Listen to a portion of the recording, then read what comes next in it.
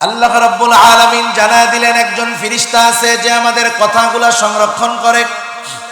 কথা ভালোটা যদি বলি তাও সংরক্ষণ করে, সুবহানাল্লাহ আলহামদুলিল্লাহ বলি তাও সংরক্ষণ করে, মাঝে মধ্যে বকাঝকা দিলে এগুলাও সংরক্ষণ করে। আল্লাহ তাআলা বলেন মা ইয়ালফিদু মিন কওলিন ইল্লা লাদাইহি রাকীবুন আতীদ। মানুষ যার জবান দিয়ে নিক্ষেপ করে তথা যেই কথাগুলা বলে, সদা তৎপর একজন ফেরেশতা তার ওই কথাগুলাকে সংরক্ষণ করে রাখে। আমার কর্ম আমার কথা সবগুলা ফাইল আকারে তৈরি হয়ে গেছে। কিয়ামতের দিন আল্লাহ রাব্বুল আলামিন প্রত্যেকের আমলনামা তার কর্মের ফাইল তার কাছে পৌঁছায়া দিবে। আমলনামা কিয়ামতের ময়দানে ছেড়ে দেওয়া হবে, যার নামে যেটা যথাযথভাবে তার কাছে সেইটা চলে যাবে। কেউ ডান হাতে আমলনামা পাবে, কেউ বাম হাতে পাবে। ডান হাতে যারা আমলনামা পাবে তারা হইল পাস। তারা কি বলেন না, পাস। ডান হাতে যারা আমলনামা পাবে এদের অবস্থা কি হবে কিয়ামতের দিন? সবাই তো চিন্তিত। প্রত্যেকটা মানুষ কয়েকটা সময়ে কিয়ামতের ময়দানে সবচাইতে বেশি চিন্তিত আর ভীত থাকবে। এর মধ্যে একটা হলো যখন আমলনামা দেওয়া হবে তখন কোন হাতে পাই আল্লাহ। যারা ডান হাতে আমলনামা পাবে আল্লাহ তাআলা জানায় দেন তাদের অবস্থা কি হবে, তারা কতটা আনন্দিত হবে। আল্লাহ তাআলা বলেন ফাআম্মা মান উতিয়া কিতাবাহু বিয়ামিনি ফায়াকুলু হাউম ইকরাউ কিতাবিয়া ইন্নী যনানতু আন্নী মুলাকিন হিসাবিয়া। ডান হাতে যারা আমলনামা পাবে আনন্দে তারা মানুষদেরকে বলবে ফায়াকুলু হাউম ইকরাউ কিতাবিয়া, এই যে আমার কিতাব, এই যে আমার আমলনামা, এটা তোমরা পড়ো। একটা সময় আমরা যখন ছোটবেলায় প্রাইমারি স্কুলে পড়ছি, এখন তো শুধু কোন সাবজেক্টে কত পাইলো সেইটা শুধু শিক্ষকেরা জানায় দেয়। আমরা মুহাব্বতের সাথে দুরূদ শরীফ পাঠ করি। আল্লাহুম্মা সাল্লি আলা মুহাম্মাদিন ওয়া আলা আলি মুহাম্মাদ কামা সাল্লাইতা আলা ইব্রাহিম ওয়া আলা আলি ইব্রাহিম ইন্নাকা হামিদুম মাজিদ। আল্লাহুম্মা বারিক আলা মুহাম্মাদিন ওয়া আলা আলি মুহাম্মাদ কামা বারাকতা আলা ইব্রাহিম ওয়া আলা আলি ইব্রাহিম ইন্নাকা হামিদুম মাজিদ। বালাগাল উলা বিকামালিহি কাশাফাদ দুজা বিজামালিহি হাসুনাত জামিউ খিসালিহি সাল্লু আলাইহি ওয়া আলিহি। আমরা আল্লাহর মহব্বতে জবান খুলে জিকির করি।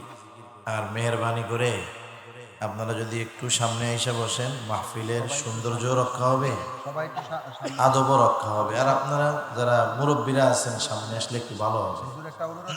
একটু আসেন, কষ্ট করে একটু আসেন। আল্লাহ তাআলা এই নড়াচড়ার উত্তম প্রতিদান দিবে ইনশাআল্লাহ। জিকিরের সাথে সাথে আমরা আসি, জিকিরের সাথে সাথে আসি। লা ইলাহা লা ইলাহা ইল্লাল্লাহ লা ইলাহা ইল্লাল্লাহ। আসেন, যারা একটু পিছনে আসেন একটু কষ্ট করে আসেন, আল্লাহ তাআলা উত্তম প্রতিদান দিবে ইনশাআল্লাহ। আসেন, একটু সামনে আইসা করি, আমরা একটু সামনে আইসা করি। লা ইলাহা ইল্লাল্লাহ লা ইলাহা ইল্লাল্লাহ লা ইলাহা ইল্লাল্লাহ লা ইলাহা ইল্লাল্লাহ।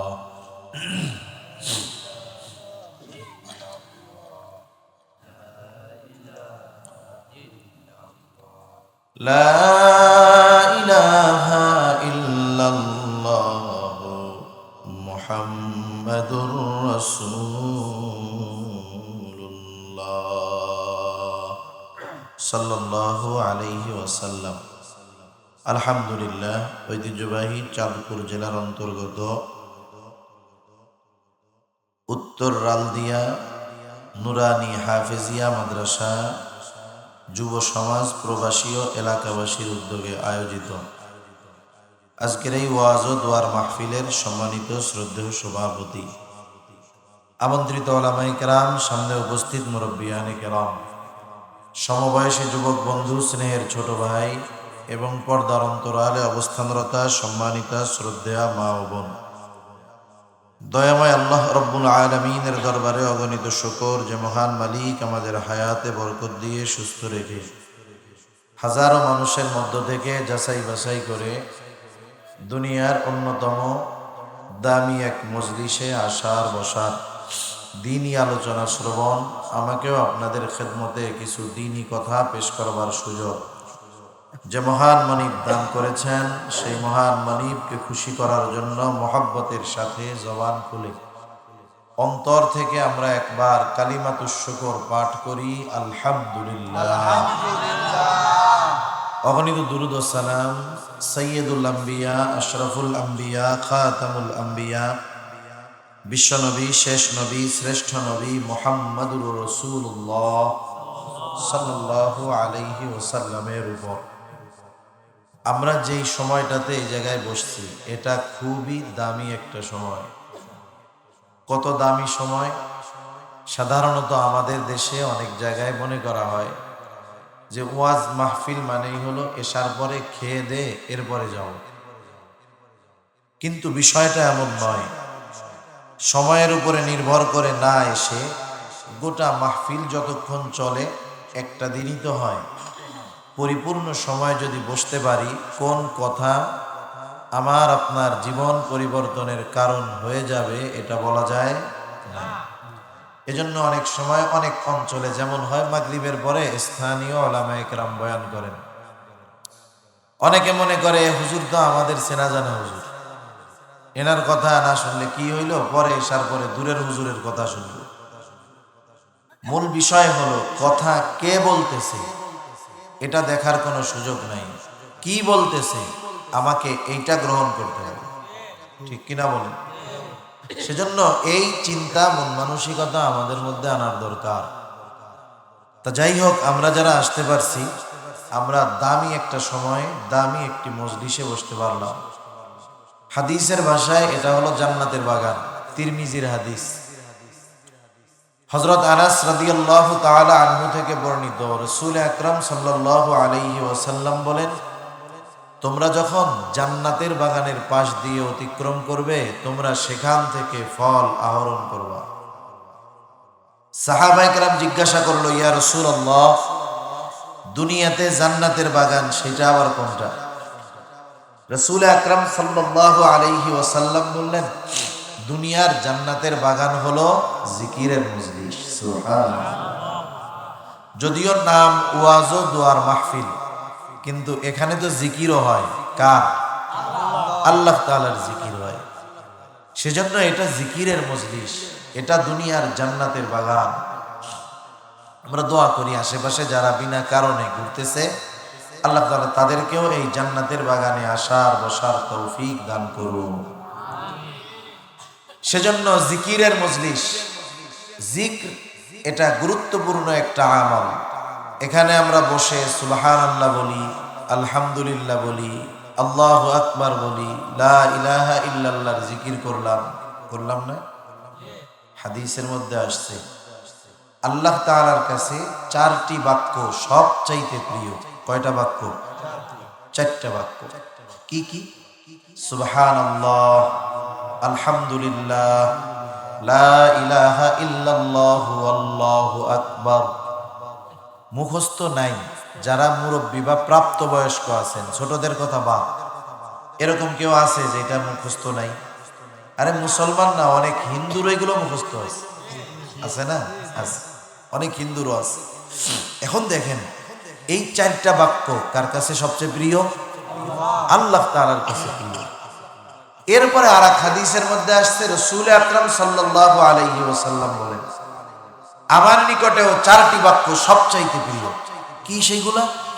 সুবহানাল্লাহ, আলহামদুলিল্লাহ, লা ইলাহা ইল্লাল্লাহু, আল্লাহু আকবার।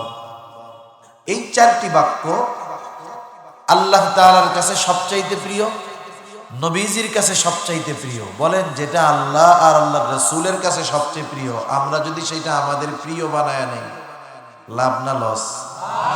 সেজন্য আমরা চলতে ফিরতে উঠতে বসতে এই কালিমাগুলা বারবার বলায় অভ্যস্ত হব।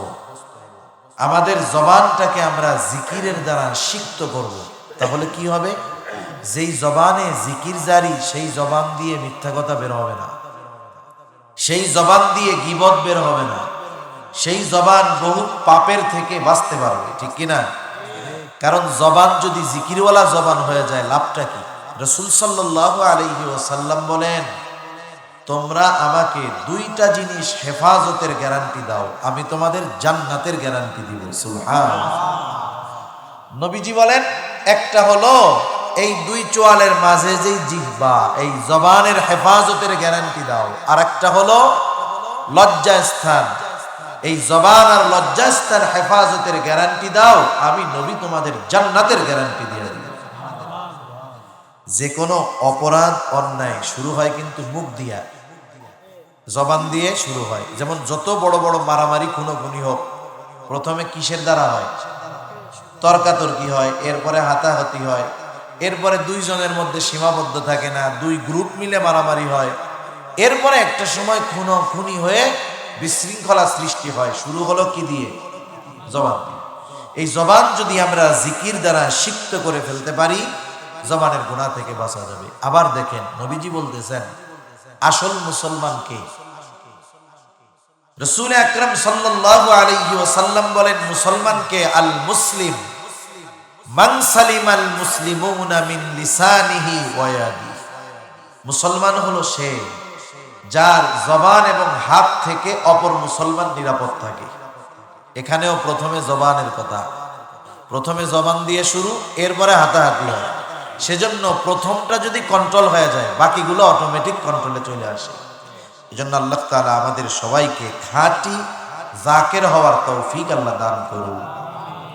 আমি আপনাদের খেদমতে পবিত্র কোরআনুল কারীমের সূরা মুদ্দাসসির থেকে কয়েকটা আয়াত তিলাওয়াত করেছি।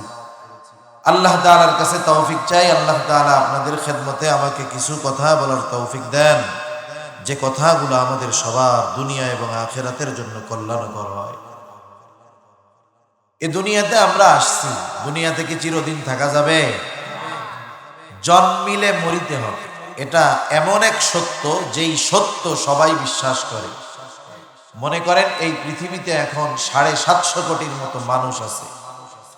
750 কোটির মতো মানুষ সবাই কিন্তু সব সত্য কথা বিশ্বাস করে না। বলেন তো, আমার আপনার স্রষ্টাকে, আসমান জমিনের স্রষ্টাকে, এটা এমন সত্য, কোনো সন্দেহ আছে? কিন্তু বলেন তো, এই সত্যটা কি পৃথিবীর সব মানুষ বিশ্বাস করে? যারা নাস্তিক, এরা আল্লাহকে স্রষ্টা বলে বিশ্বাস করে না, আসমান জমিনের স্রষ্টা বলে বিশ্বাস করে না, রিজিকের মালিক বলে বিশ্বাস করে না। এই নাস্তিকও বিশ্বাস করে যে মরতে হবে। মৃত্যুকে কেউ অস্বীকার করে? এজন্য মৃত্যু কোরআনুল কারীমের মধ্যে আল্লাহ তাআলা ইয়াকিন শব্দ উল্লেখ করেছেন মৃত্যুর জন্য। ইয়াকিন হলো দৃঢ় সত্য তথা এমন এক সত্য, ইউনিভার্সাল ট্রুথ, যেটাকে পৃথিবীর সব মাখলুক সৃষ্টি বিশ্বাস করে। এমনকি সেও বিশ্বাস করে যে এই মৃত্যুর স্রষ্টা আল্লাহকে বিশ্বাস করে না, সেও মৃত্যুকে বিশ্বাস করে। এমন এক সত্য মৃত্যু। এই মৃত্যু আমাদের আসবেই আসবে, আজ অথবা কাল। কবে মরবো বলেন তো, এটা কারো জানা আছে কিনা? কেউ জানে না কবে মরবো, কিন্তু প্রত্যেকেরই একটা নির্দিষ্ট সময় আল্লাহ তাআলা লেখা রাখছেন, যেই সময় যথাযথভাবে মালাকুল মউত আমার আপনার কাছে হাজির হয়ে যাবে। আমি আপনি দুনিয়ায় আসার আগে কিছুই তো ছিল না। আল্লাহ তাআলা মা বাবার মাধ্যমে আমাকে আপনাকে দুনিয়াতে পাঠাইছেন। দুনিয়াতে পাঠানোর আগে মায়ের পেটের মধ্যে কিছুকাল জীবিত অবস্থায় আল্লাহ তাআলা আমাদের রাখছেন। পিতার শুক্র কীট যখন মায়ের রেহেমের মধ্যে পৌঁছায় গেছে, ওই দিন থেকে 120 দিন পর আল্লাহ তাআলা আমাকে আপনাকে একটা মাংসের টুকরায় পরিণত করছে। মাংসের টুকরা ছিলাম, মৃত মাংসের টুকরা, কিছুই ছিল না আমার আপনার। 120 দিন পরে আল্লাহ তাআলা ফেরেশতা দিয়া রূহ দিয়া পাঠায় দিয়েছে। ফেরেশতা মায়ের গর্ভে এসে আবার আপনার এই যে দেহটা মাংসের টুকরা ছিল মরা, আল্লাহ তাআলার আদেশে রূহ ফুঁকে দিল। রূহ ফুঁকে দেওয়ার সাথে সাথে ওই মরা মাংসের টুকরাটা তাজা হয়ে গেছে। সুবহানাল্লাহ। মানুষের প্রথম তৈয়ার হয় হার্ট। প্রথম কি তৈয়ার হয়? হার্ট। এমন হয় না যে একটা মানুষের হাত পা চোখ কান সব তৈয়ার হওয়ার পরে রূহ দেওয়া হয়, বিষয়টা কিন্তু এমন নয়। এজন্য আমাদের সমাজে দেখবেন অনেক বিকলাঙ্গ শিশু জন্ম নেয়, যার হাত পরিপূর্ণ হয় নাই, চোখ পরিপূর্ণ হয় নাই, পা পরিপূর্ণ হয় নাই। অনেকে জন্ম নিয়েছে চোখটা ফুটে নাই, এরকম কিন্তু অনেক শিশু হয়। দেখছেন না আপনারা? হয়, প্রতিবন্ধী হয়। সেজন্য প্রথম আল্লাহ তাআলা হার্ট সৃষ্টি করেন, প্রাণ পায়। ওই যে আস্তে আস্তে রক্ত জমাট হয়ে গেছে, মাংসের টুকরা হয়েছে, আল্লাহ তাআলা এর মধ্যে একটা ওই রূহ দিয়া মোটর স্টার্ট করে দিয়েছে। আস্তে আস্তে এটা বড় হচ্ছে, হাত হচ্ছে, পা হচ্ছে, চোখ হচ্ছে, কান হচ্ছে। এই সব কিছুর মূল হলো রূহ। আমি আপনি যখন মারা যাই, মারা যাব, আমার আপনার সব থাকবে, হাত থাকবে, পা থাকবে, চোখ থাকবে, কান থাকবে, কিন্তু যেটা থাকবে না সেটারই দেখা যায় না, ঠিক না? মারা যাওয়ার সাথে সাথে আর আব্দুর রহিম বলবে না, বলবে এটা লাশ। লা শাইউন ফি, যার মধ্যে কিছুই নাই। কি নাই? যেটা দেখা যায় না ওইটাই আসল, ওইটাই নাই, আর ওটাই হলো রূহ। আর রূহ কি জিনিস? রাসূল আকরাম সাল্লাল্লাহু আলাইহি ওয়াসাল্লাম যখন নিজের নবুয়াতির কথা কাফেরদেরকে জানায় দিল, কাফেররা তো সন্দিহান, নবীকে নবী বলে মানতে চায় না। কারণ তারা মনে করে নবী হবে ফেরেশতার মতো, খাওয়া দাওয়া করবে না, বিবাহ শাদী করবে না, বাজার ঘাটে যাবে না। এজন্য কাফেররা বলতো মা লিহাদার রাসূল, এই বেটা নিজের রসুল বলে দাবি করে। কেমন রসুল রে? কেমন রসুল এইটা? ইয়াকুলুত তাআম ওয়া ইয়ামশি ফিল আসওয়াক, সে দেখি আমাদের মতো খাবারও খায়, আবার বাজারেও যায়, আবার নিজের নবী বলে দাবি করে। এ কেমন নবী? তা যাই হোক, কাফেররা এরা করলো কি? এরা মদিনায় ইহুদি আলেমদের কাছে দুইজন লোককে পাঠায় দিল যে তোমরা দুইজন যাও, যে আমাদের মধ্য থেকে যে মুহাম্মদ নিজেকে নবী বলে দাবি করে, সে কি আসলে নবী নাকি নবী না আমরা বুঝতে পারবো কেমনে? আহলে কিতাবরা এটা ভালো জানবে, কারণ তাদের বংশে ধারাবাহিকতার ক্রমান্বয়ে একের পর এক নবীর আগমন ঘটছে। একটু যাও। এখন দুইজন চলে গেছে মদিনায়, ইহুদিদের কাছে গিয়া এই খবর বলছে। তারা বলে দিছে, শোনো, তোমরা তোমাদের মধ্যে যেই ব্যক্তি নবী দাবি করতেছে তাকে গিয়া 3টা প্রশ্ন করবা। কয়টা প্রশ্ন? 3টা প্রশ্ন করবা। সে যদি ওই 3 প্রশ্নের জবাব দিতে পারে, কোনো সন্দেহ নাই সে নবী। আর যদি জবাব না দিতে পারে তাহলে সে নবী না। এই 3 প্রশ্ন শিখে কাফেররা আসছে। আসার পরে নবীজি সাল্লাল্লাহু আলাইহি ওয়াসাল্লামের কাছে এই 3টা প্রশ্ন করছে। বলেন তো, নবীজি কি নিজের থেকে বলবেন না আল্লাহ তাআলা জানায় দিবেন? উনি স্বাভাবিকভাবে বললেন, যেহেতু জিবরাইল আলাইহিস সালাম প্রতিনিয়ত আসেন, উনি বললেন ঠিক আছে, তোমাদের এই প্রশ্নের জবাব আগামীকাল জানিয়ে দেওয়া হবে। ইনশাআল্লাহ তিনি বলেন নাই। ইনশাআল্লাহ না বলার কারণে আল্লাহ তাআলা ওহী প্রেরণ করতে বিলম্ব করলেন। তা যাই হোক, এক সময় জিবরাইল আলাইহিস সালাম এই ওহী নিয়ে হাজির, এই 3 প্রশ্নের জবাব নিয়ে। এই 3 প্রশ্নের একটা প্রশ্ন হলো রূহ কি জিনিস।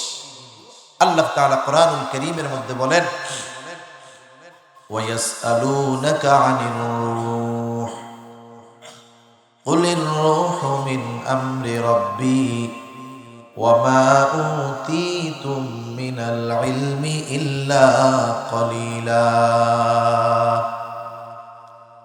আল্লাহ রাব্বুল আলামিন বলেন তারা আপনার কাছে জানতে চায়, জিজ্ঞাসা করে, রূহ সম্পর্কে তারা আপনার কাছে জানতে চায়। আপনি বলে দেন, কুলির রূহু মিন আমরি রাব্বি, রূহ হলো আমার রবের একটা আদেশ, নির্দেশ, প্রত্যাদেশ। এটা তো দেখা যায় না, ধরা যায় না, তাহলে এটার তো কোনো অস্তিত্ব বোঝা যায় না। বলেন তো, আল্লাহ তাআলা আমাদেরকে যেই মেধা দিয়েছেন, জ্ঞান দিয়েছেন, এই জ্ঞান দিয়ে আল্লাহ তাআলার সব কিছুর রহস্যের কুল কিনারা বের করা সম্ভব নাকি? আমরা নিজেরাও জানি না আমাদের জ্ঞানের পরিধি কতটুকু। কোরআনুল কারীমের সূরা কাহাফের মধ্যে একটা শিক্ষা সফরের ঘটনা আছে। হযরত মূসা আলাইহিস সালাম এবং হযরত খিজির আলাইহিস সালামের সফরের ঘটনা আছে। যাই হোক, ওনারা দুইজন যখন সফর শুরু করলেন, সর্বপ্রথম দুইজন একটা নৌকার মধ্যে উঠলেন সমুদ্র পাড়ি দেওয়ার জন্য। দুজনে নৌকার মধ্যে চড়ে সমুদ্র পাড়ি দিচ্ছেন। সমুদ্রের মধ্যে চলতে চলতে হঠাৎ দুইজনের একটা দৃশ্য চোখে পড়ল। দেখতে পেলেন একটা পাখি উড়ন্ত অবস্থায় সমুদ্র থেকে পানি পান করতেছে। আপনারা যারা নৌপথে চাঁদপুর থেকে লঞ্চে গিয়েছেন, যখন নদীর মধ্যে দেখা যায় অনেক পাখি উঠতেছে, ওই অবস্থায় নদীর থেকে ঠোঁট লাগায় পানি পান করে, এইরকম দৃশ্য সাধারণত অনেক সময় চোখে পড়ে। হযরত খিজির আলাইহিস সালাম এই দৃশ্যটা দেখার পর মূসা আলাইহিস সালামকে বলতেছেন, ভাই মূসা, আমাদের জ্ঞানের পরিধিটা কেমন? গোটা দরিয়া, গোটা সমুদ্র যদি আল্লাহ তাআলার জ্ঞান হয়, আল্লাহ তাআলার জ্ঞানের তুলনায় আমাদের সকল সৃষ্টির জ্ঞান হলো ওই পাখির ঠোঁটে যতটুকু পানি লেগে আছে। আল্লাহ তাআলার জ্ঞান যদি হয় সমুদ্র পরিমাণ, তাহলে সমগ্র সৃষ্টির জ্ঞান হলো ওই পাখির ঠোঁটে লেগে থাকা পানির সমপরিমাণ। একটা পাখির ঠোঁটে যতটুকু পানি, অতটুকু জ্ঞান আল্লাহ তাআলা সব সৃষ্টির মধ্যে বন্টন করে দিয়েছে। সব সৃষ্টির মধ্যে অবাক হব আমরা, প্রাণী জগতে এমন কিছু প্রাণী আছে যারা মানুষের চাইতেও বেশি জ্ঞান। শেয়াল রে পণ্ডিত বলে না, পণ্ডিত, হ্যাঁ, কত চালাক। এইরকম বহুত প্রাণী আছে যারা মানুষের চাইতেও বেশি চালাক। এত জ্ঞান আল্লাহ তাআলা দিয়েছেন, ওই পরিমাণ জ্ঞান সমগ্র সৃষ্টির মধ্যে বন্টন হলো। ওই জ্ঞান পেয়ে মানুষের লাফালাফি কি অবস্থা, স্রষ্টাকে অস্বীকার করে বসে। এজন্য আল্লাহ তাআলা রূহ কি জিনিস, এই কথার জবাব দেওয়ার পর যে রূহ কি জিনিস এটা সকলে বুঝবে না, অনুধাবন করতে পারবে না। সবকিছু সাধারণত মানুষ তার জ্ঞান দিয়ে নির্ণয় করতে পারে না। এজন্য আল্লাহ তাআলা জানিয়ে দিলেন, হাবিব আপনি বলে দেন, কুলির রূহু মিন আমরি রাব্বি, রূহ হলো আমার রবের একটা আদেশ। সাথে সাথে এটাও জানায় দেন, ওয়ামা উতিতুম মিনাল ইলমি ইল্লা কলিলা। এটা নিয়ে অতি গবেষণা করবা, জাইনা রাখো যে তোমাদেরকে অতি সামান্য জ্ঞান দেওয়া হয়েছে। শুধু সামান্য না, অতি সামান্য। তা যাই হোক, ওই রূহ যখন আবার আপনার ভিতরে ফুঁকে দেওয়া হলো, মায়ের পেটে যখন ছিলাম আমরা প্রাণ পেলাম, ওই রূহ এই মাংসের টুকরার সাথে তথা আমার দেহের সাথে কতদিন থাকবে আল্লাহ তাআলা ওই দিন এটাকে নির্ধারণ করে দিয়েছে। তথা আমার হায়াত কতদিন, ওইটাও মায়ের গর্ভে রেকর্ড হয়ে গেছে। প্রত্যেকের একটা নির্দিষ্ট সময় আছে, আমারও আছে, আপনাদেরও আছে, কিন্তু ওই নির্দিষ্ট সময়টা কখন এটা কারো জানা নাই। আছে নাকি জানা কারো? কারো জানা নাই। ওই সময় আসার আগ পর্যন্ত কেউ যদি অসুস্থ হয় মরবে না, আর ওই সময় যদি চলে আসে যত সুস্থ থাক সে বাঁচতে পারবে। আল্লাহ রাব্বুল আলামিন বলেন, فَإِذَا جَاءَ أَجَلُهُمْ لَا يَسْتَأْخِرُونَ سَاعَةً وَلَا يَسْتَقْدِمُونَ। নির্ধারিত সময় যখন হাজির হয়ে যাবে, আল্লাহ তাআলা জানায় দেন, আমার আপনার মৃত্যু হতে এক মুহূর্ত বিলম্ব হবে না, এক মুহূর্ত আগেও হবে না। যথা সময়ে মালাকুল মউত আমার আপনার প্রাণ হরণ করে নিয়ে যাবে। আমার আপনার রূহ যখন চলে যাবে, মানুষ আমাকে বলবে লাশ। মসজিদের মাইকে অ্যানাউন্স করে দেওয়া হবে, অমুক এলাকার অমুক আজ বিকাল 5 ঘটিকার সময় ইন্তেকাল করিয়াছে। এরকম ঘোষণা দেয় না? আগামীকাল সকাল 9টায় 8টায় 10টায় তার জানাজা হবে মসজিদের মাঠে। আমার আপনার মৃত্যুর খবর যখন ঘোষণা করা হবে, আরবিতে একটা শব্দ বলা হয় ইন্তেকাল। ইন্তেকাল শব্দের অর্থ হলো স্থানান্তরিত হওয়া। তার মানে আব্দুর রহিম এক জায়গায় ছিল, আর এক জায়গায় গিয়েছে, ইন্তেকাল করেছে, দুনিয়া থেকে স্থানান্তরিত হয়ে নতুন আর এক জগতে সে পদার্পণ করেছে। হাদিসের ভাষায় সেই জগতের নাম হলো আলমে বরজখ, কবর জগৎ। কবর জগৎ, আলমে বরজখ। দুনিয়ায় যার যেমন কর্ম, আলমে বরজখে তার অবস্থা তেমন। যদি নেক কাজ করে, ভালো কাজ করে, তাহলে তার কবর আলমে বরজখ কি হবে? রাউদাতুম মিন রিয়াদিল জান্নাহ, জান্নাতের একটা বাগানে পরিণত হয়ে যাবে। সুবহানাল্লাহ। আর যদি সে বদআমল দুনিয়ায় করে, তার আলমে বরজখ তথা কবর হবে জাহান্নামের একটা ঘর। এই শাস্তি পেয়ে কবরবাসী মনে করবে এটাই মনে হয় জাহান্নাম, আর জান্নাতীরা নিয়ামত পেয়ে মনে করবে কবরে এটাই মনে হয় জান্নাত। আলমে বরজখে লম্বা একটা সময় আমাদের থাকতে হবে, কিন্তু চিরদিন থাকা লাগবে না, ওইটারও এক সময় শেষ হবে। আল্লাহ তাআলার আদেশে ইসরাফিল আলাইহিস সালাম সিংহায় ফুৎকার দিবে। আল্লাহ তাআলা বলেন, ওয়ানুফিখা ফিস সূরি ফাসাইকা মান ফিস সামাওয়াতি ওয়া মান ফিল আরদি ইল্লা মান শাআল্লাহ সুম্মা নুফিখা ফীহি উখরা ফাইযা হুম কিয়ামুন ইয়ানজুরুন। আল্লাহ রাব্বুল আলামিন জানায় দেন, ওয়ানুফিখা ফিস সূর, প্রথমবার যখন সিংহায় ফুৎকার দেওয়া হবে, ফাসাইকা মান ফিস সামাওয়াতি ওয়া মান ফিল আরদি ইল্লা মান শাআল্লাহ, আল্লাহ তাআলা যা চান সেগুলো ছাড়া সব কিছু অজ্ঞান হয়ে যাবে। মুফাসসিরিনে কেরাম বলেন, প্রথমবার সিংহায় ফুৎকার দেওয়ার পর অজ্ঞান হবে প্রথমে, এরপরে মারা যাবে, সব মরে যাবে। আল্লাহ তাআলা যা চান সেগুলো ছাড়া। এইবার এরপরে দ্বিতীয়বার আরেকটা সিংহায় ফুৎকার দেওয়া হবে। তবে এই দুই সিংহায় ফুৎকারের সময়ের ব্যবধান কত? হাদিসের মধ্যে আসছে, হযরত আবু হুরায়রা রাদিয়াল্লাহু তাআলা আনহু থেকে বর্ণিত, তিনি বলেন, প্রথমবার সিংহায় ফুৎকার দেওয়ার 40 পর দ্বিতীয়বার সিংহায় ফুৎকার দেওয়া হবে। জিজ্ঞাসা করা হলো 40 দিন, তিনি বলেন না। 40 সপ্তাহ না, 40 মাস না, 40 বছর না। মূল কথা হলো, প্রথমবার সিংহায় ফুৎকার দেওয়ার পর দ্বিতীয়বার সিংহায় ফুৎকার কত বছর পরে দেওয়া হবে, এর মূল হিসাব যিনি জানেন তিনি কে? আল্লাহ তাআলা জানেন কত বছর পরে দেওয়া হবে। এবার দ্বিতীয়বার সিংহায় ফুৎকার দেওয়া হবে, সুম্মা নুফিখা ফীহি উখরা ফাইযা হুম কিয়ামুন ইয়ানজুরুন। দ্বিতীয়বার সিংহায় ফুৎকার দেওয়ার পর যাকে যেখানে কবরস্থ করা হয়েছে সে সেই জায়গা থেকে দাঁড়ায় যাবে, দাঁড়ায় দেখতে থাকবে এদিকে সেদিকে তাকায় কি হইতেছে।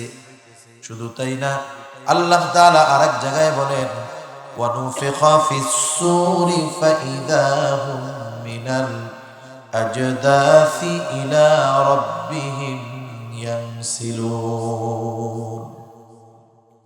আল্লাহ রাব্বুল আলামিন জানিয়ে দেন, দ্বিতীয়বার সিংহায় ফুৎকার দেওয়ার পর প্রত্যেকে তার কবর থেকে উঠে যাবে, ইলা রাব্বিহিম ইয়ানসিলুন, প্রত্যেকে তার রবের দিকে ছুটতে থাকবে। তথা ওই দিবস কায়েম হয়ে গেল যেই দিবসের প্রতিশ্রুতি আল্লাহ তাআলা কোরআনুল কারীমের মধ্যে দিয়েছেন। কোরআনের ভিতরে এই দিবসের একটা নাম হলো ইয়াউমুল হাশর তথা একত্রিতকরণ দিবস, আর একটা নাম হলো ইয়াউমুল জাযা। আল্লাহ তাআলা জানায় দেন কিয়ামতের দিন দুনিয়ায় যে যে আমল করছে ওই আমলের পূর্ণ প্রতিদান দেওয়া হবে যেই দিন, সেই দিন আল্লাহ তাআলা কায়েম করবে। আল্লাহ তাআলা বলেন ওই কিয়ামতের দিন প্রত্যেককে তার কর্মের পূর্ণ প্রতিদান দেওয়া হবে। ফামান যুহজিহা আনিন নার, সেই দিন যাকে জাহান্নাম থেকে বাঁচানো হবে, ওয়া উদখিলাল জান্নাহ, জান্নাতে প্রবেশ করানো হবে, আল্লাহ তাআলা বলেন ফাকাদ ফাজ, সে সফল হয়ে যাবে। সুবহানাল্লাহ। ওই দিন দুনিয়ার কর্মের প্রতিদান আমাদের দেওয়া হবে। দুনিয়াতে আমরা যে কর্মগুলা করি সব কর্ম আল্লাহ তাআলা ফাইল বানায় রেখেছে। আমাদের সব কর্মগুলো সংরক্ষিত আছে। সবচাইতে বড় সংরক্ষক তো আল্লাহ তাআলা, ঠিক কিনা বলেন? সবচাইতে বড় সাক্ষী তো আল্লাহ তাআলা। এরপরেও আল্লাহ সুবহানাহু ওয়া তাআলা আমাদের কর্মের সাক্ষী, কর্মের সংরক্ষক নিয়োগ দিয়ে রাখছেন। আমাদের প্রত্যেকের কাঁধে দুইজন ফেরেশতা আছে, ডান কাঁধে একজন, বাম কাঁধে একজন। সম্মানিত লেখক দুইজন, ডান কাঁধের জন আমার আপনার ভালো কর্মগুলো লিপিবদ্ধ করে, বাম কাঁধের জন আমার আপনার মন্দ কর্মগুলো লিপিবদ্ধ করে। আল্লাহ তাআলা বলেন কিরামান কাতিবিনা ইয়ালামুনা মা তাফআলুন। সম্মানিত লেখকদ্বয় জানে তোমরা কি আমল করো। তারা শুধু জানে তা নয়, বরং তারা কি করে এগুলা লিখে রাখে। আমরা যে কথাগুলো বলি, কথা জবানের হেফাজত কেন করব? জবানকে জিকির দ্বারা কেন সিক্ত করব? জিকিরে কেন অভ্যস্ত হব? কারণ আমাদের প্রত্যেকটা কথাও রেকর্ড হয়। সুবহানাল্লাহ। আপনাদের প্রবাসে আত্মীয় স্বজন আছে না, সন্তান ভাই ব্রাদার, কথা বলেন না? কথা মাঝে মধ্যে হয়। যখন আপনি অপরিচিত নম্বর থেকে তাকে ফোন দেন, সব সময় তো কথা হয়, আজকে অন্য আরেকজনের নম্বর থেকে ফোন দিছেন, সে যখন আপনার কণ্ঠস্বর শোনে চিনে ফেলে না? নাম্বার অপরিচিত হোক, গলা শুনে চিনে ফেলে যে আমার ভাই, আমার চাচা, আমার বন্ধু, আমার বাবা, আমার মা, সে বুঝে ফেলে। চিন্তা করে দেখেন আল্লাহর কুদরত। কথা বলতেছেন এই জায়গায়, আত্মীয় আছে সেই 16-17 হাজার মাইল দূরে আমেরিকা, এখান থেকে কথা বলতেছেন, সেকেন্ডের ভিতরে হুবহু আপনার আমার ভয়েস ওই আমেরিকায় পৌঁছে দিচ্ছে। যেই মাধ্যমে পৌঁছায় এটা একটা নেটওয়ার্কিং সিস্টেমের মাধ্যমে। নেটওয়ার্কের কাজ কি? এই কথাটাকে যথাযথ নাম্বারে পৌঁছায় দেওয়া। আপনি যদি নাম্বার ভুল করেন ওই নাম্বারে যাবে, নাম্বার যদি ঠিক থাকে জায়গা মতো কথা যাবে। এই নেটওয়ার্ক বাতাসকে ব্যবহার করে বাতাসের মধ্যে ঠেলা দিয়া ওই কথা ওই মোবাইলে পৌঁছায় দিচ্ছে। সুবহানাল্লাহ। চিন্তা করেন, মোবাইলের মধ্যে ওই জিনিসটা আছে যেটা এই বাতাস থেকে ওই নাম্বারে যখন যায় কথা, ওইটাকে ক্যাচ করে আপনাকে আমাকে ইয়ারফোনের মাধ্যমে, ছোট্ট একটা মাইকের মাধ্যমে ওই ভয়েসটা শোনা দিচ্ছে। তার মানে কথা আমেরিকা পৌঁছাইলো কিসের মাধ্যমে? বাতাস। কিসের মাধ্যমে? বাতাস। বিজ্ঞানীরা বলতেছে যে মানুষের কোনো কথা ধ্বংস হয়ে যায় না, সব কথা সংরক্ষিত আছে বাতাসের মধ্যে। যেই আল্লাহ বাতাস সৃষ্টি করছেন, কিয়ামতের দিন যদি বলে বাতাস, এই রালদিয়া গ্রামের আব্দুর রহিম যে কথাগুলা কইছে সবগুলো আলাদা করে আমার দিয়ে দাও। আল্লাহর জন্য সহজ না? খালি সহজ না, অতি সহজ। কি সহজ? অতি সহজ। আল্লাহ রাব্বুল আলামিন জানায় দিলেন একজন ফেরেশতা আছে যে আমাদের কথাগুলা সংরক্ষণ করে। কথা ভালোটা যদি বলি তাও সংরক্ষণ করে, সুবহানাল্লাহ আলহামদুলিল্লাহ বলি তাও সংরক্ষণ করে। মাঝে মধ্যে বকাঝকা দিলে এগুলাও সংরক্ষণ করে। আল্লাহ তাআলা বলেন মা ইয়ালফিদু মিন কওলিন ইল্লা লাদাইহি রাকীবুন আতীদ। মানুষ যা জবান দিয়ে নিক্ষেপ করে তথা যেই কথাগুলা বলে, সদা তৎপর একজন ফেরেশতা তার ওই কথাগুলাকে সংরক্ষণ করে রাখে। আমার কর্ম, আমার কথা সবগুলা ফাইল আকারে তৈরি হয়ে গেছে। কিয়ামতের দিন আল্লাহ রাব্বুল আলামিন প্রত্যেকের আমলনামা তার কর্মের ফাইল তার কাছে পৌঁছায়া দিবে। আমলনামা কিয়ামতের ময়দানে ছেড়ে দেওয়া হবে, যার নামে যেটা যথাযথভাবে তার কাছে সেইটা চলে যাবে। কেউ ডান হাতে আমলনামা পাবে, কেউ বাম হাতে পাবে। ডান হাতে যারা আমলনামা পাবে তারা হইল পাস। তারা কি বলেন না? পাস। ডান হাতে যারা আমলনামা পাবে এদের অবস্থা কি হবে কিয়ামতের দিন? সবাই তো চিন্তিত। প্রত্যেকটা মানুষ কয়েকটা সময়ে কিয়ামতের ময়দানে সবচাইতে বেশি চিন্তিত আর ভীত থাকবে। এর মধ্যে একটা হলো যখন আমলনামা দেওয়া হবে তখন কোন হাতে পাই আল্লাহ। যারা ডান হাতে আমলনামা পাবে আল্লাহ তাআলা জানায় দেন তাদের অবস্থা কি হবে, তারা কতটা আনন্দিত হবে। আল্লাহ তাআলা বলেন, ফাআম্মা মান উতিয়া কিতাবাহু বিয়ামিনি ফায়াকুলু হাউম ইকরাউ কিতাবিয়া ইন্নী যানানতু আন্নী মুলাকিন হিসাবিয়া।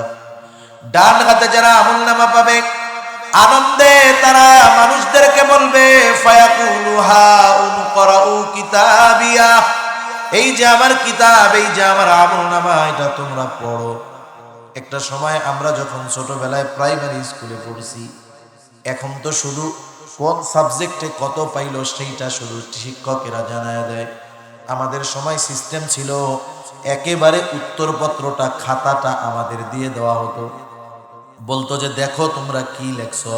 শুধু তাই না, এই খাতা বাড়িতে নিয়ে যাইবা, মা বাবার কাছ থেকে সিগনেচার করাইয়া আবার এনে তোমরা জমা দিবা। যে 100-র মধ্যে 95 পাইছে সে খুশি না? খুশি। খুশিতে কইতো, দোস্ত দেখো কি লিখছি, দেখো কি লিখছি, আমি কত ভালো করে লিখছি, স্যার আমারে 100-তে 95 দিছে। সে নিজেরটা আর একজনকে কি করে দেখায় আনন্দে। ওই কিয়ামতের দিন ডান হাতে আমলনামা যে পাবে সেও বলবে, দেখো পড়ো আমার আমলনামা, আমি পাস করেছি, ডান হাতে আমলনামা পেয়ে গেছি। কেমন যেন সে ডান হাতে আমলনামা পাওয়ার কারণটাও বলে দিবে। একজন 100-র মধ্যে 95 পাইল কেন? কারণ সে লেখাপড়া ঠিক মতো করছে, ঠিক কিনা বলেন? ও বলে যে আমি জানি পরীক্ষা নিবে, এই জন্য আমি ভালো মতো লেখাপড়া করছি, তাই তো গোল্ডেন A+। এবার জান্নাতীও বলবে, আমি ডান হাতে কেন আমলনামা পেলাম? ইন্নী যানানতু আন্নী মুলাকিন হিসাবিয়া, আমি ডান হাতে আমলনামা পাইলাম কোন কারণে শোনো, কারণ আমি এই ব্যাপারে দৃঢ় বিশ্বাস রাখতাম যে আমাকে হিসাবের মুখোমুখি দাঁড়াতে হবে, আমার কর্মের হিসাব আমাকে দিতে হবে। এজন্য আমি আমার কর্ম বুঝে শুনে করছি, যাতে হিসাব ভালোভাবে দিতে পারি, পাস করতে পারি। যেহেতু এই চিন্তা ছিল, কর্ম ভালো করছি, আমলনামা কোন হাতে? ডান হাতে। আরেক দল বাম হাতে আমলনামা পাবে। বাম হাতে আমলনামা সামনাসামনি দেওয়া হবে না, বরং তার হাতটাকে বুক চিরে পিছন থেকে নেওয়া হবে, চরম পর্যায়ের অপমান করা হবে। এরপরে বাম হাতের মধ্যে তাকে আমলনামা দেওয়া হবে। বাম হাতে আমলনামা পাওয়ার পর সে আফসোসের সাথে বলবে, আল্লাহ তাআলা বলেন, ওয়া আম্মা মান উতিয়া কিতাবাহু বিশিমালি ফায়াকুলু ইয়া লাইতানি লাম উতা কিতাবিয়া ওয়া লাম আদরি মা হিসাবিয়া। বাম হাতে যে আমলনামা পাবে সে বলবে, ইয়া লাইতানি লাম উতা কিতাবিয়া, হায় রে আমার দুর্ভোগ, আমি যদি এই কিতাব না পাইতাম, আমলনামা না পাইতাম, কতই না ভালো হতো। যেই ছেলেটা খাতা দেওয়ার পর গোড়ার ডিম পাইছে 2টা, মানে ফেল করছে, কি করছে? ওর খাতাটাও তো দিত, দিয়া কি কইতে, দেখ তুই কি লিখছিস দেখ। ও তখন খুশি হইতো? আর একজনকে দেখাইতো খাতা, দেখ আমি ঘোড়ার ডিম পাইছি 2টা, দেখাইতো নাকি? বরং খাতা কেউ দেখতে চাইলে দেখায় না, আর মনে মনে কি কইতো জানেন? আল্লাহ রে, এই খাতা যেই স্যার দেখছে, ওনার বাড়ি যদি আগুন ধরে খাতাগুলো সব পুড়ে যাইতো, কত ভালো হইতো। এই খাতা যদি আমারটা হারায় যাইতো, কতই না ভালো হইতো। ফেল করছে। এই জন্য জাহান্নামীরা কিয়ামতের দিন বাম হাতে আমলনামা পাইয়া আফসোস করবে আর বলবে, এ খাতা যদি আমি না পাইতাম, এ আমলনামা যদি না পাইতাম, আমি যদি আমার হিসাবের ব্যাপারে না জানতাম, কতই না ভালো। এখন তো আমলনামা চলে আসছে, কি আছে আমলনামার মধ্যে? যে ভাষাই আমলনামা লেখা থাক, আল্লাহ তাআলা প্রত্যেককে সেই ভাষা পড়বার যোগ্যতা দিয়ে দিবে। সুবহানাল্লাহ। আল্লাহ তাআলা বলবেন, ইকরা কিতাবাক কাফা বিনাফসিকাল ইয়াউমা আলাইকা হাসিবা। আল্লাহ তাআলা বলবেন, তুমি পড়ো তোমার কিতাব, তোমার হিসাবের জন্য তুমি নিজেই যথেষ্ট। তুমি জান্নাতি না জাহান্নামী, তুমি এই কিতাব পড়লে নিজেই বুঝতে পারবা। কিতাব পড়ার যোগ্যতা আল্লাহ তাআলা দিবে। আমলনামা পড়বে, তাদের অভিব্যক্তি কেমন হবে? আল্লাহ তাআলা বলেন, আমলনামা পড়ে তারা বলবে, মা লিহাদাল কিতাব লা ইউগাদিরু সগীরাতান ওয়ালা কাবীরাতান ইল্লা আহসাহা। কেমন এক কিতাব রে, ছোট বড় কোনো কিছুই বাদ যায় নাই। ছোট গুনাহটাও আছে, বড় গুনাহটাও আছে, একেবারে ছোট ভালো কাজটাও আছে, ছোট মন বড় ভালো কাজটাও আছে, একটা কিছু বাদ যায় নাই, সব চলে আসছে এটার মধ্যে। এখন দেখেন, ডান হাতে তারা যারা আমলনামা পেল তারা তো ডানপন্থী, আর যারা বাম হাতে পাইছে তারা তো তাদের কর্ম অনুযায়ী ফল পাবে, ঠিক কিনা বলেন? এজন্য প্রত্যেকটা মানুষ তার কর্মের নিকটে দায়বদ্ধ। যে যেমন কর্ম করছে সে তেমন প্রতিদান পাবে। এজন্য আল্লাহ তাআলা বলেন, কুল্লু নাফসিন বিমা কাসাবাত রহিনা ইল্লা আসহাবাল ইয়ামিন। আল্লাহ তাআলা এখানে যেটা বুঝাতে চান, যে বদ আমল করেছে তার আমলের প্রতিদান সে পাবে জাহান্নাম। ইল্লা আসহাবাল ইয়ামিন, তবে ডান হাতে যারা আমলনামা পাইছে তাদের তো শাস্তি হবে না, তারা তো জান্নাতের মধ্যে থাকবে। এইবার ডান হাতে যারা আমলনামা পেল তারা জান্নাতি। জান্নাতে যাওয়ার পর কোনো জান্নাতি টেনশনে থাকবে না, চিন্তায় থাকবে না, বরং জান্নাতে যাওয়ার আগ পর্যন্ত প্রত্যেকটা মানুষ চিন্তায় বিভোর থাকবে। প্রত্যেকটা মানুষ চিন্তায় থাকবে। তারা আত্মীয় স্বজন, বন্ধু বান্ধব, আপনজন কারো সাথে কিয়ামতে দেখা হোক এটা কেউ চাইবে না, বরং লুকায় লুকায় থাকবে, পালায় পালায় থাকবে, জানি ভাইয়ের সাথে, বাবার সাথে, স্ত্রীর সাথে, সন্তানের সাথে দেখা না হয়ে যায়। আল্লাহ তাআলা বলেন, ইয়াউমা ইয়াফিরুল মারউ মিন আখিহি ওয়া উম্মিহি ওয়া আবিহি ওয়া সাহিবাতিহি ওয়া বানিহি লিকুল্লি ইমরিইম মিনহুম ইয়াউমা ইযিন শা'নুন ইউগনি। আরে কিয়ামতের এই দৃশ্য তো দুনিয়ায় আমরা করোনাকালীন সময়ে দেখছি। খায়রে, আমরা তো চিন্তা করতাম অনেক সময় সন্তান খারাপ হয়, মা বাবারে দেখে না, কিন্তু করোনা আমাদের এই দৃশ্য দেখায় ছাড়ছে যে সন্তান জ্বর ঠান্ডায় আক্রান্ত, মোহাব্বতের মা বাবা সন্তানকে নিয়ে বাগানে ফালায় রাখছে। কিয়ামত দুনিয়ায় দেখছি আমরা করোনার কারণে, করোনার কারণে কিয়ামত দেখে ফেলছি, এরপরেও আমাদের মধ্যে কোনো পরিবর্তন নেই, কোনো চিন্তা নাই।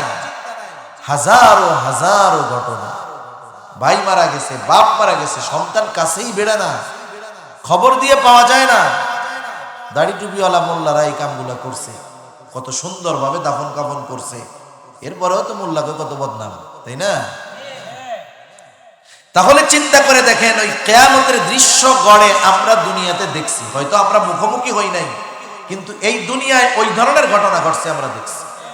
নড়াইল যশোরের দিকে কি হয়েছে, বাচ্চা ছেলে জ্বর হয়েছে, স্বাভাবিক জ্বর, মা বাপ ওরে আইনা এক জায়গায় বাগানের মধ্যে ফালাই দিয়ে চলে গেছে। চিন্তা করেন, মা বাবা এই কাজ করতে পারে, এটা কঠিন ব্যাপার না?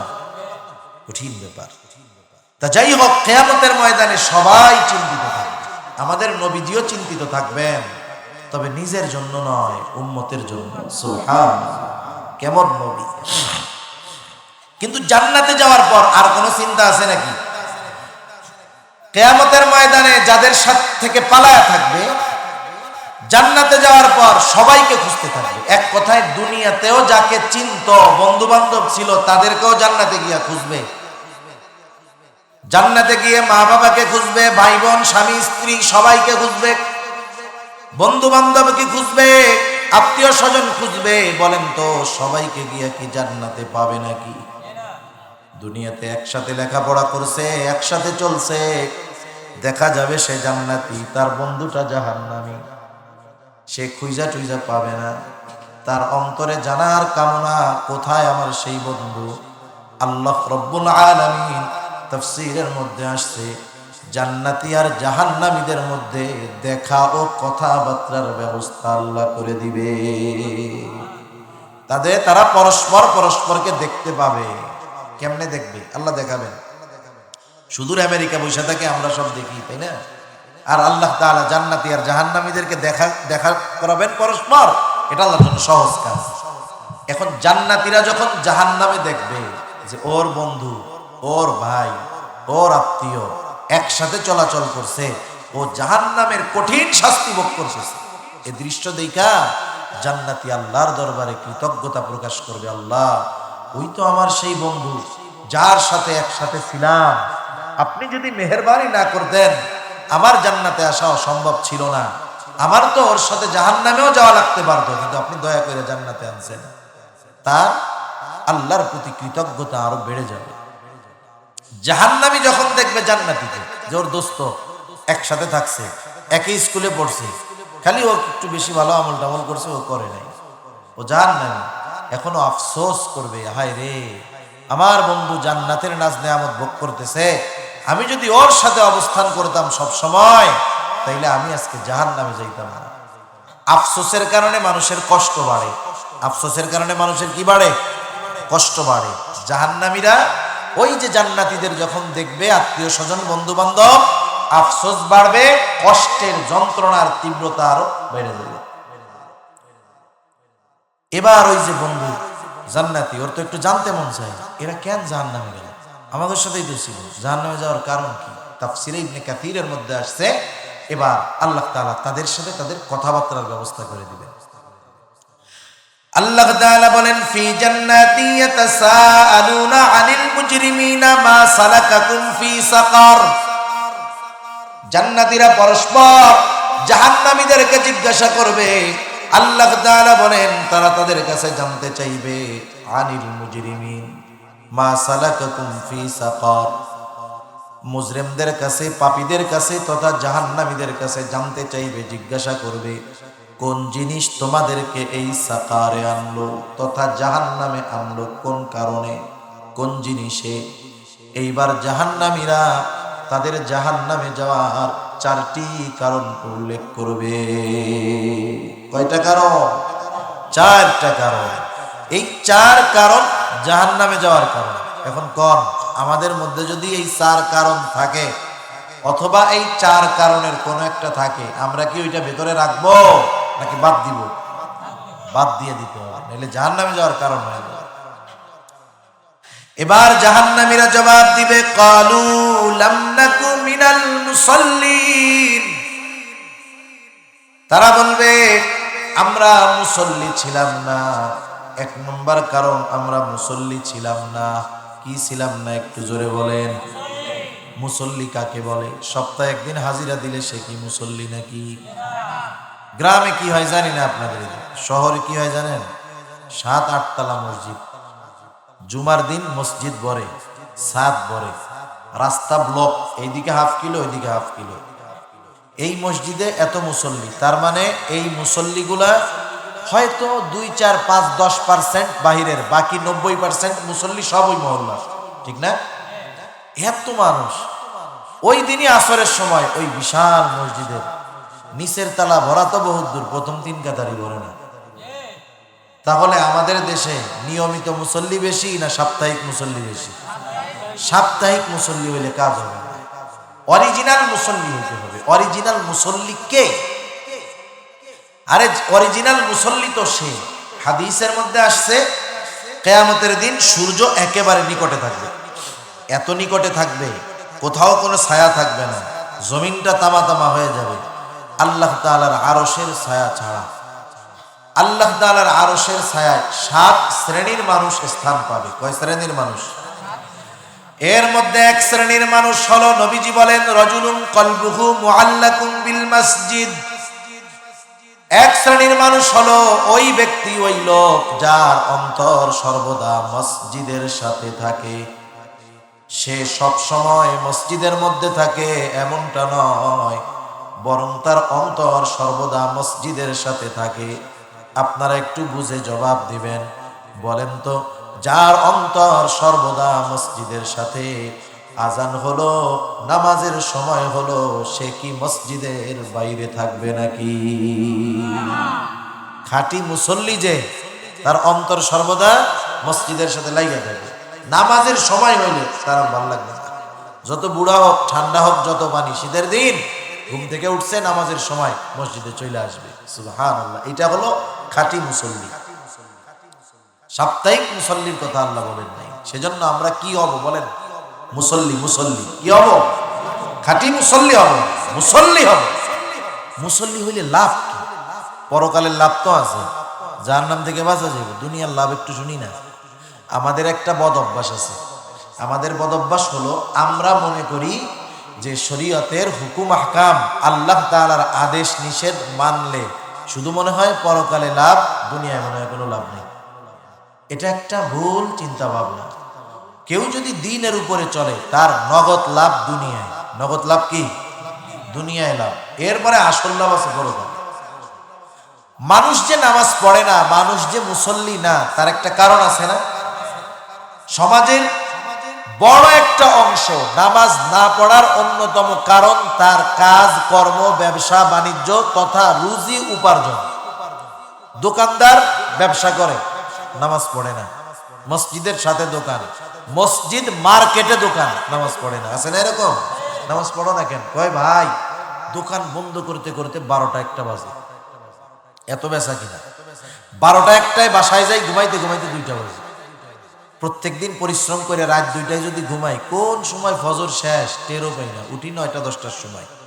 9টায় উঠা তাড়াতাড়ি কোনো মতে খাইয়া গোসল করে আবার দোকানে। দুপুরবেলা একটু বাসায় যাই, খাওয়া দাওয়া করি, বিশ্রাম নেই, আবার আসরের সময় আসি।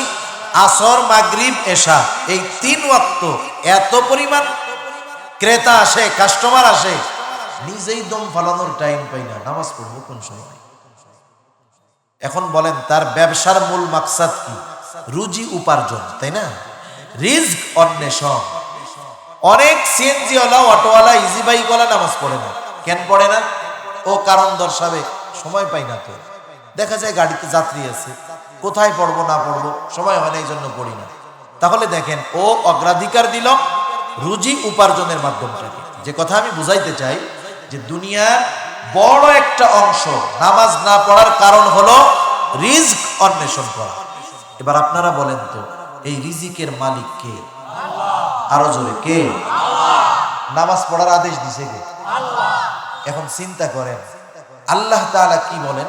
আল্লাহ তাআলা বলেন, বান্দা তুমি মুসল্লি হও, ঘরের মানুষগুলারেও মুসল্লি বানাও। চিন্তার কোনো কারণ নাই, আমি তোমার রিজিক দিব। সুবহানাল্লাহ। দেখেন, রিজিকের মালিক বলতেছে নামাজ পড়, রিজিক দিব। আর আমরা সেই রিজিকের মালিকের কথা না মেনে কর্মের মধ্যে লিপ্ত আছি, রিজিক উপার্জনে। হায় হায়, হয়তো সম্পদের পাহাড় গড়ে ফেলবো, কিন্তু এটা ভক্ষণ করতে পারবো না।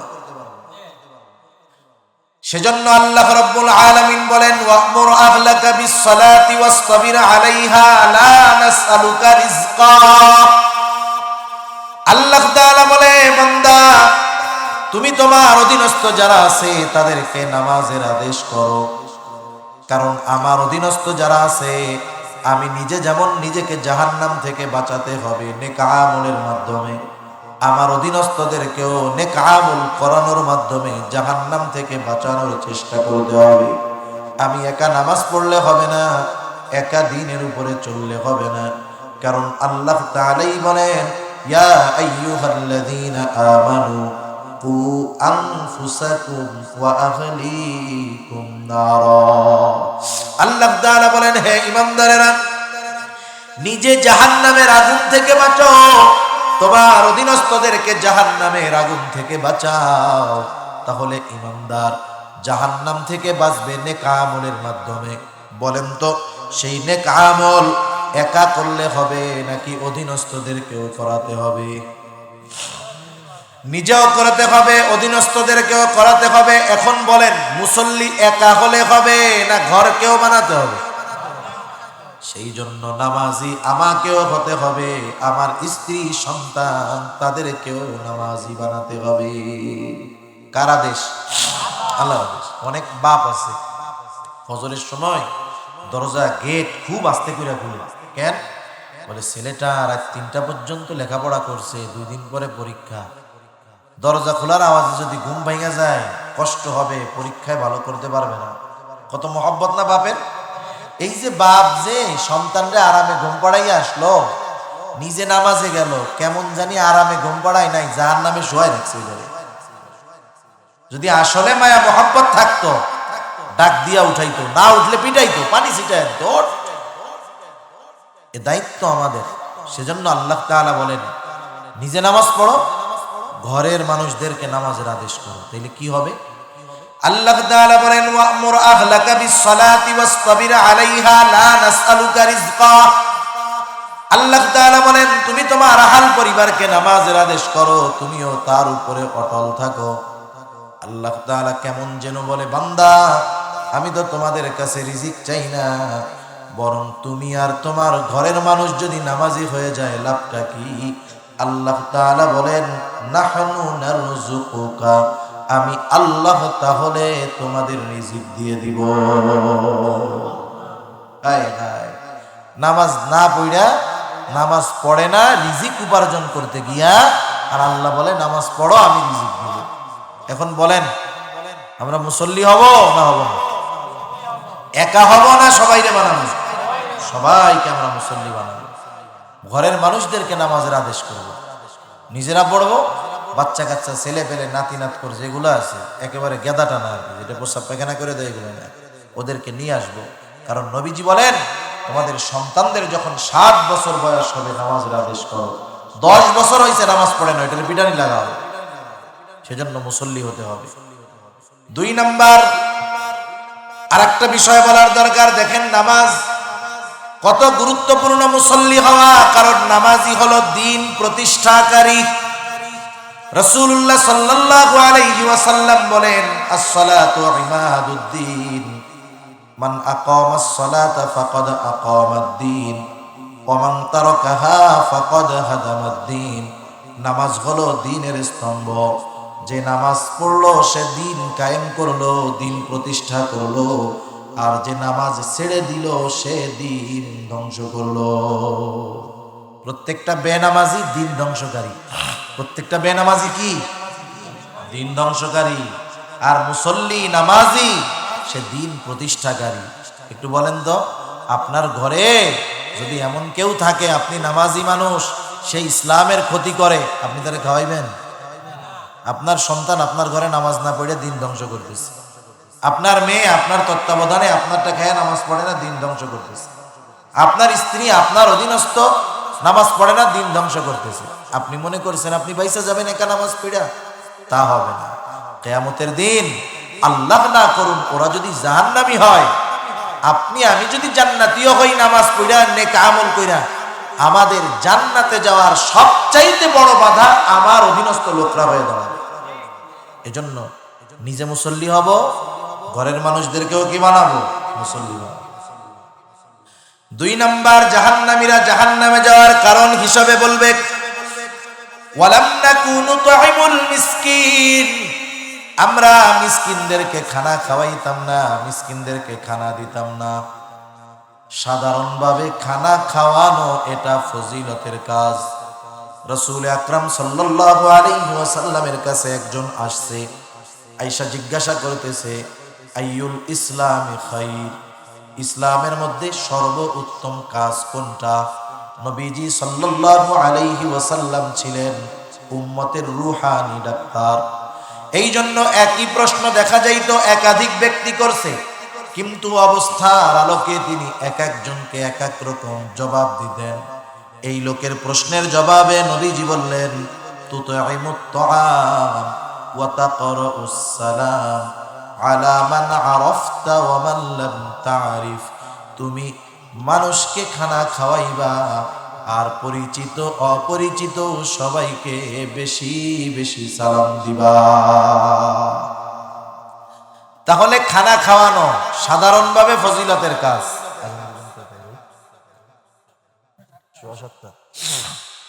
সাধারণভাবে খানা খাওয়ানো ফজিলতের কাজ। সে ধনী হোক গরিব হোক, সচ্ছল হোক অসচ্ছল হোক, নেক আমল করে নেওয়ালা হোক আর বদ আমল করে নেওয়ালা হোক, পরিচিত হোক অপরিচিত হোক, দেশি হোক আর বিদেশি হোক, আল্লাহর জন্য যদি খানা খাওয়ানো, যদি কারো প্রতিবেশী অভুক্ত থাকে, ক্ষুধায় কষ্ট করে, নবীজি বলেন লাইসাল মুমিন, সে মুমিন না। কে?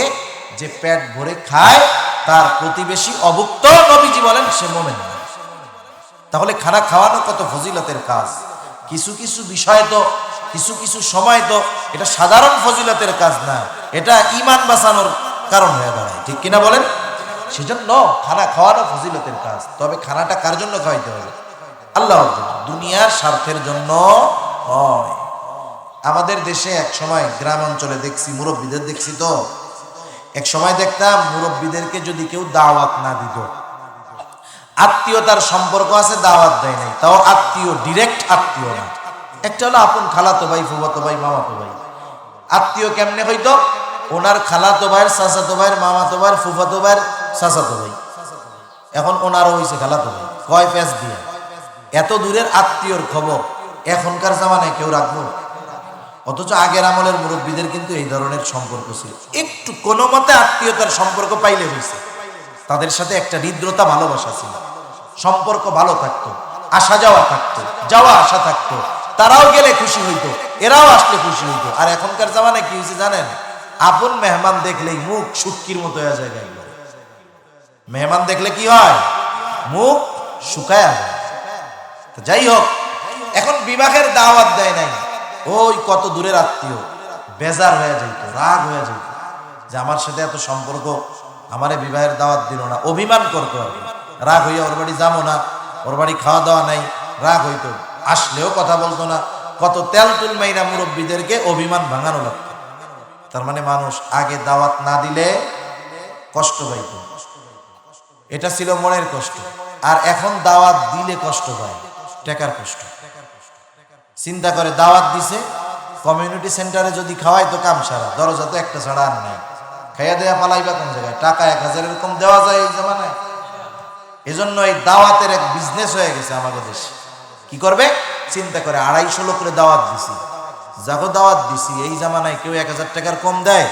আমি যদি 2 লাখ খরচ করি, হ্যাঁ 2 লাখ যদি খরচ করি, 1.5 লাখ যদি খরচ করি, 250 মানুষ দাওয়াত দিছি, সবাই তো আর 1000 দিবে না, 5000 দেওয়ার না পাডিওস, দেখা যাবে খরচ করলাম 2 লাখ, লাভ হইলো আরো 2 লাখ, 4 লাখ, ভালো হইতো।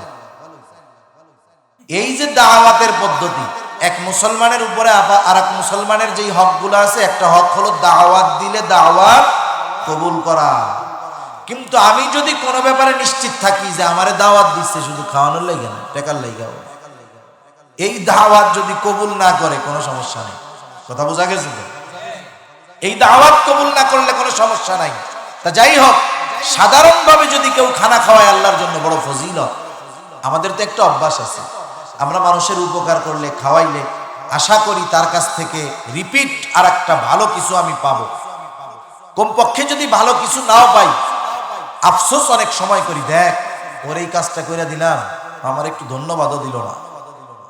তার মানে কমপক্ষে ধন্যবাদের আশাও আমরা করি, এটাও একটা প্রতিদান আশা করা। কিন্তু সাহাবায়ে কেরাম খানা খাওয়াইতেন, কোনো প্রতিদানের আশা করতেন না। আল্লাহ তাআলা তাদের ব্যাপারে বলেন, ইন্নামা নুতঈমুকুম লিওয়াজহিল্লাহি লা নুরিদু মিনকুম জাযাআন ওয়ালা শুকুরা। আল্লাহ তাআলা বলেন, তারা বলে ইন্নামা নুতঈমুকুম লিওয়াজহিল্লাহ, আমরা তোমাদেরকে আল্লাহর জন্য খানা খাওয়াইছি। খানা যেহেতু আল্লাহর জন্য খাওয়াইছি, লা নুরিদু মিনকুম জাযাআ, আমরা তোমাদের কাছে কোনো প্রতিদান চাই না। আরে লেনদেন প্রতিদান তো বহুদূর, ওয়ালা শুকুরা, এই খানা খেয়ে তোমরা আমাদের ধন্যবাদ দাও, এটাও চাই না। কারণ খাওয়াইছি কার জন্য? এজন্য আমরা মাঝে মধ্যে দান সদকা করি না, ফকির মিসকিনরা দেই না, এরকম সাহায্য করি। অনেকে বোঝে না, টাকা দিয়া কি কয়? দোয়া করেন।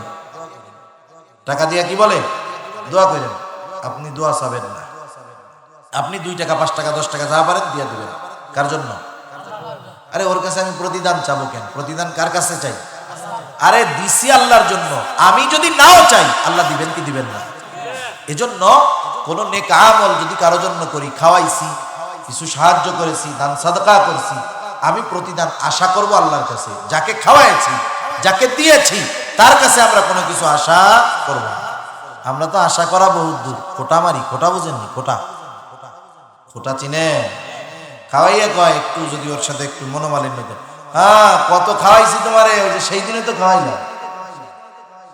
যারা খোটা মারে তাদের অবস্থা কি জানেন? হাদিসের মধ্যে আসছে, কুকুর যখন পেট পুরা খায় মাঝে মধ্যে বমি করে, বমি করে না?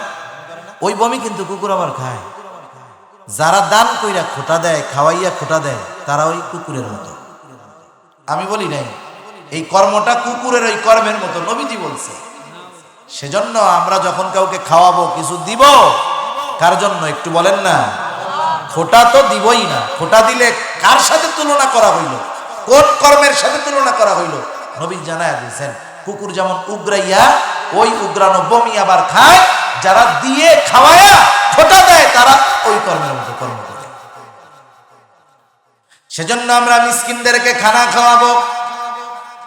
আর লোকটা যদি অসহায় হয়, গরিব হয়, তাকে যদি খানা খাওয়াই, বলেন তো সে খুশি বেশি হবে না কম হবে? মিসকিনকে খানা খাওয়ানো এটা মুমিনের কাজ, আর মিসকিনকে খানা না খাওয়ানো এটা হলো কাফেরদের কাজ।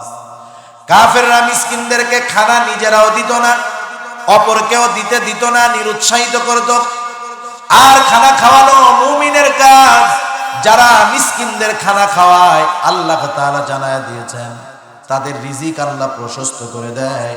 আর যারা মিসকিনদের খানা খাওয়ায় না, আল্লাহ তাআলা তাদের রিজিক সংকীর্ণ করে দেয়। তাইলে খানা খাওয়াইলে লাভ না লস? দুনিয়ারও লাভ, আখিরাতেরও লাভ। সেজন্য আমরা খানা খাওয়াবো, মিসকিন অসহায়কে খানা খাওয়াবো আল্লাহর জন্য। প্রথমত নিজে খাওয়াবো যদি নিজের সামর্থ্য থাকে। বাজারে আসছি, গেছি, একজন আমার কাছে এসে বলতেছে যে আমার একটা পাউরুটি কিনা দেন, একটু খাই। 10 টাকা দাম। আমার পকেটে যদি থাকে 10টা টাকা দিয়ে আমি তারে কিনে দিলাম। আমার কাছে নাই, বন্ধু আছে, বন্ধুরে বললাম, বন্ধু তুমি ওরে একটা রুটি কিনা দাও। বন্ধু 10 টাকা দিয়ে একটা রুটি কিনে দিল। আমি কিনে দেই নাই, শুধু তাকে উৎসাহ দিয়েছি। সে কিনে দেওয়ার কারণে সে সাদকা করে খাওয়াইয়া যেই সওয়াব পেল, আমি শুধু উৎসাহ দেওয়ার কারণে তার সমপরিমাণ সওয়াব পেয়ে যাব। সুবহানাল্লাহ। সেজন্য 1 নাম্বার খানা নিজে খাওয়াবো। নিজে না খাওয়াইতে পারলে খানা খাওয়ানোর জন্য উৎসাহ দেব। তৃতীয় জন হব না, নিরুৎসাহী করবো না কাউকে। মানে আমি দেই নাই, আমি তো ইচ্ছা করে দেই নাই, আর একজন দিতে গেছে, ওরে বললাম বেটা রাখ 10 টাকা আমারে দে, আমি একটা পান খাই, কাজে লাগবে। এ কাজ করা যাবে না, এটা কাফেরদের কাজ, কাফেরদের বদখসলাত। আল্লাহ তাআলা সূরা মাউনের মধ্যে বলছেন, ওয়ালা ইয়াহুদ্দু আলা তুআমিল মিসকিন। তারা মিসকিনদের খানা দেয় না, অপরকে নিরুৎসাহিত করে, উৎসাহ প্রদান করে না। আর আমরা উৎসাহ প্রদান করব। রিজিক সংকীর্ণ হয় কেন? আল্লাহ তাআলা যে কারণগুলো বলেন, এর মধ্যে একটা কারণ ওয়ালা তাহাদ্দুনা আলা তুআমিল মিসকিন, যে তারা মিসকিনদেরকে খানা প্রদানে নিরুৎসাহিত করে, উৎসাহ দেয় না। এজন্য মিসকিনদের খানা খাওয়াইলে লাভ। আবার আমার কাছে নাই, একা আছি, আমি তার উপর রাগ হব না, সুন্দর কথার মাধ্যমে তাকে ফিরাই দিব, দিয়ে খারাপ আচরণ করব না। মনে করেন 2 জন আছে এক জায়গায়, একজনের কাছে একজন ফকির গেছে, মিসকিন গেছে, গরিব মানুষ গেছে, 20টা টাকা চাইছে। ও রাগের ঠেলায় বলে, তো গোছালায় আর বাঁচি না, ধর নে 50 টাকা যা। টাকাও দিল বেশি, ব্যবহার করলো কি খারাপ। আর পাশের একজন টাকা দেয় নাই, সে কি করলো? বললো যে ভাই আজকে তো আমার কাছে নাই, তুমি আবার যখন এইদিকে আসবা আমার এই জায়গায় এসো, ইনশাল্লাহ আমি দিব, যাও ভাই। এখন বলেন তো, ও তো একটা মানুষ, বোধ জ্ঞান তো আছে, 50 টাকা পাইলো, ব্যবহার খারাপ, দেয় নাই, ব্যবহার ভালো, খুশি হবে কোনটায়? ভালো ব্যবহারে খুশি হবে। সেজন্য উত্তম আচরণ ব্যবহার এটাও উত্তম সদকা। সেজন্য আমরা এই লোকগুলার অন্তর্ভুক্ত হব আর কি। মিসকিনদের খানা দিব, না থাকলে অন্যকে উৎসাহ দিব। একেবারেই উৎসাহ দেওয়ার মতো আর একজন নাই, নিজের কাছেও নাই। কমপক্ষে ভালো আচরণের মাধ্যমে তাকে ফিরাবো। জাহান্নামীরা জাহান্নামে যাওয়ার তৃতীয় কারণ হিসাবে তারা বলবে, আল্লাহ তাআলা জানায় দেন, ওয়া কুন্না নাখুযু মা'আল খাইদিন। তারা বলবে, আমরা অনর্থক মজলিসের মধ্যে বসে সময় ব্যয় করতাম। অনর্থক মজলিসে আমরা বসতাম। অনর্থক মজলিস আমাদের দেশে অভাব নেই। প্রত্যেকটা চায়ের দোকান এক একটা অনর্থক মজলিসের ক্ষেত্র, জায়গা। আমাদের অঞ্চলগুলায় দেখছি চায়ের দোকানে কি অবস্থা, আড্ডা। এখন তো যদি চার দোকানে টেলিভিশন না থাকে, ওর চার দোকানের ব্যবসা শেষ, আর ওর ব্যবসায় লালবাতি চলে যাবে। এই যে দেখেন, চার দোকানে গিয়ে বসে, এখানে হলো দুনিয়ার সব অতি পণ্ডিতরা থাকে। চার দোকানে গিয়ে দেখবেন ডাক্তার, ইঞ্জিনিয়ার, উকিল, ব্যারিস্টার সব চার দোকানে আছে। আপনি শুধু ওই মজমার মধ্যে গিয়া নিজের অসুবিধার কথাটা বলবেন, আর দেখবেন অসুস্থ হইলে ডাক্তার বের হয়ে যাবে, আইনি জটিলতা হইলে উকিল বের হয়ে যাবে, অভাব নাই, সব পাবেন ওইখানে। এই চার দোকানগুলোর মধ্যে দুনিয়ার সব বেহুদা অনর্থক কথাবার্তা হয়। শুধু তাই না, ওগুলা এক একটা গীবতের আখড়া। গীবতের আখড়া এক একটা। ওইখানে এর বদনাম, ওর দুর্নাম, চা খায়, বিড়ি খায়, পান চিবায়, আর এর বদনাম বলে, দুর্নাম বলে। এতে লাভ কি হইল বলেন? এজন্য হাকিমুল উম্মাত আশরাফ আলী থানভী রাহমাতুল্লাহি আলাইহি বলতেন, তোমরা এমন কোন মজলিসে বসবা না যেখানে দুনিয়া বা আখেরাত কোনোটার ফায়দা নাই। এমন কোন মজলিসে বসবা না। দুনিয়ার ফায়দা আছে, বৈধ ফায়দা, ওখানেও বসো ভালো, কিন্তু এমন কোন জায়গায় বসো না যেখানে দুনিয়া আখেরাত কোনো জায়গার ফায়দা নাই, বসো না। তাহলে কি হবে? ওই ধরনের মজলিস অধিকাংশ ক্ষেত্রে গুনার মজমায় বলে পরিণত হবে। অনেকে গুনাহ করে না, গীবত হইতেছে, কিন্তু শুইনা তো মজা লাগে, বসে আছে, সেও তো গুনাহগার হইতেছে। সেজন্য এই যে দোকান, বাজার, এগুলা হবে হলো পায়খানার মতো, বাথরুমের মতো। কোনো ব্যক্তি যদি বাথরুম খুব ভালো করে বানায়, এখনকার সমাজে অনেক জায়গায় গেছি, দেখছি মানুষের বাসা যত সুন্দর তার চাইতে ব্যয়বহুল করে বানাইছে হলো তার বাথরুম। এখানে 7:15 আজান হবে ইনশাআল্লাহ, আমার 10 মিনিট সময় আছে, এরপরে আপনারা এই জায়গায় নামাজ হবে ইনশাআল্লাহ।